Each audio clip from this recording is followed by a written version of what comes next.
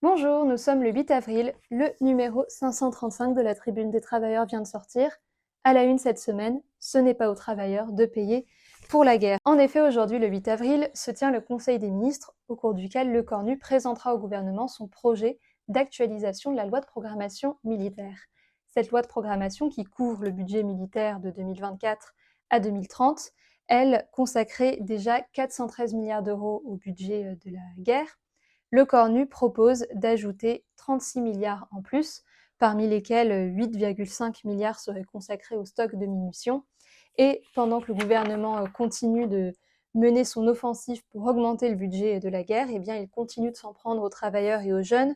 C'est le thème de nos pages d'ouverture de cette semaine où nous donnons plusieurs exemples des attaques du gouvernement, notamment la question des arrêts maladie que le gouvernement entend remettre en cause car cela coûterait trop cher. Nous donnons la parole à un médecin qui explique qu'au contraire, on entend dire qu'il y aurait trop d'arrêts maladie qui sont donnés.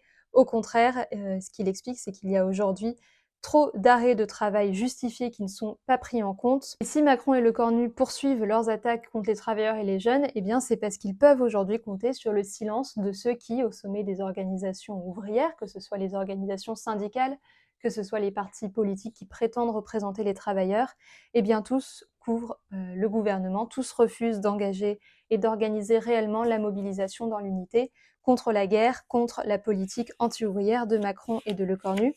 C'est pour cela que nous mettons au contraire en avant la lutte des classes, l'organisation des travailleurs par eux-mêmes, qui s'organisent, qui se mobilisent contre la guerre, contre l'exploitation. Vous lirez notamment dans nos pages internationales ces 20 000 manifestants au Japon contre la guerre, vous lirez ces milliers d'étudiants au Chili qui ont manifesté contre l'austérité, contre la volonté du nouveau président d'imposer une restriction de la gratuité universitaire.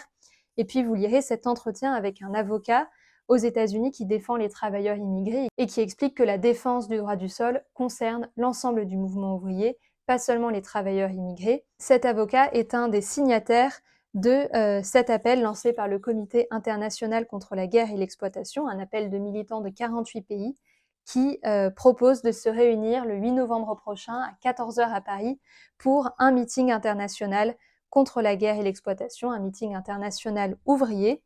Cette campagne internationale, le Parti des travailleurs en France en est partie prenante et nous vous invitons à vous aussi y participer. Déjà en vous procurant ce numéro de la Tribune des travailleurs auprès des militants du parti. Vous pouvez aussi vous abonner pour recevoir le journal chaque semaine, soit en format numérique, soit en format papier, soit les deux, ce qui vous permettra non seulement de suivre la préparation du meeting du 8 novembre, mais aussi ce qui vous permettra de soutenir un journal indépendant. Nous revenons dans la dernière page de notre numéro cette semaine là-dessus. Nous rappelons que tout augmente, sauf les tarifs de la Tribune des travailleurs. Et même si nos tarifs n'augmentent pas, nous restons un journal indépendant, financé uniquement par l'ensemble de ces acheteurs. Et c'est ça qui nous permet aujourd'hui de poursuivre notre campagne contre la guerre impérialisme, contre le chauvinisme, pour un journal ouvrier internationaliste.